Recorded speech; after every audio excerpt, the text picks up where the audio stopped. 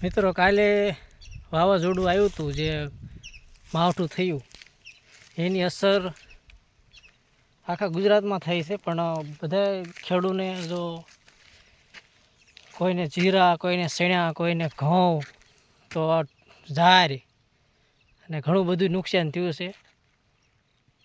તમે જોઈ શકો છો. હવે આમાં ખેડૂત બિચારો કરે તો શું કરે, કે એટલું બધું નુકસાન થયું છે કે માણાના મોઢે નથી ગયું, ઢોરના મોઢે નથી ગયું, એટલું બધું નુકસાન થઈ ગયું છે.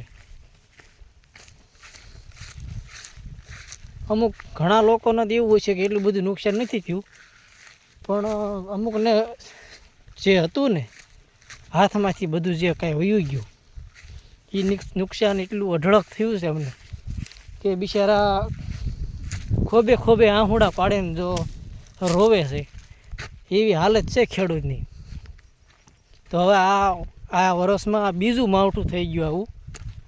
જ્યારે આપણે સિંગના ખળા અને બધા ખળા લેવાતા ત્યારે તે પણ આવું એક માવઠું થયું હતું ને આ બીજું માવઠું છે. તો બિચારો ખેડૂત હવે આમાં શું કરે, કાંઈ હાથમાં રહે નહીં. ઘણા નાના ખેડૂત એવા હોય, બહારથી લાવીને બધું કર્યું હોય કે પાકશે એટલે આપણે દઈ દઈશું, એવા બધા સપના હોય ખેડૂતના. કાંઈક વધે તો કોકને દેશે, કાંઈક નવું કરશે. પણ જો આવા નવા વરસ થાય, આવું નવું માવઠું થતું હોય તો ખેડૂત બિચારો શું કરે. હજી આજની આગાહી તો છે જ તે. આજ તારીખ 20 છે. હવે 19, 20, 21ની તારીખની આગાહી હજી આપી છે.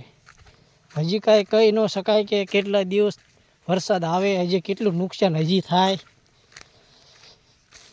તો મારું એટલું જ કહેવાનું કે આ વિડીયો બને એટલો શેર કરો. આ બધું જાહેર બધી આડી પડી ગઈ છે. કપાના ફોદાના લસકા થઈ ગયા છે, કાંઈ વધ્યું નથી. માવઠાએ બધું ખેરી નાખ્યું. મિત્રો કાલે જે માવઠું થયું, વાવાઝોડું આવ્યું, આજનું નુકસાન જોઈ દો તમે. બધા પૂળા પલળી ગયા. જો આખા પૂળા પલળી ગયા છે.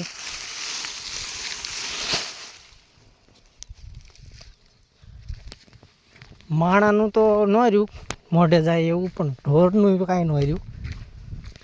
આ માણ એટલું એક ઓગલું થયું હતું, પણ એ તે પવનના લીધે જો વિખાઈ ગયું બધું. જોઈ જાઓ. હજી આ બધી જાહેર પડી જ છે અને આ કપા બધો બગડી ગયો. આ બધું બગડી ગયો. હવે આમાંથી કાંઈ આવે એવું નથી. અને આ બધી જાહેર મકાઈ બધું ઢોરના મોઢે કાંઈ જાય એવું રહેવાનું દીધું. માણાને ભૂખ્યા રાખે પણ ભગવાન ઢોરને ભૂખ્યા રાખશે. મિત્રો આ જો કપા બધા હજુ તો ઘણોય છે, ઘણાય ફોદાય છે, પલળી ગઈ. જો આ બધું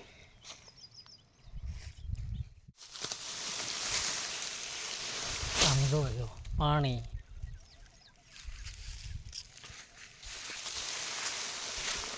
જો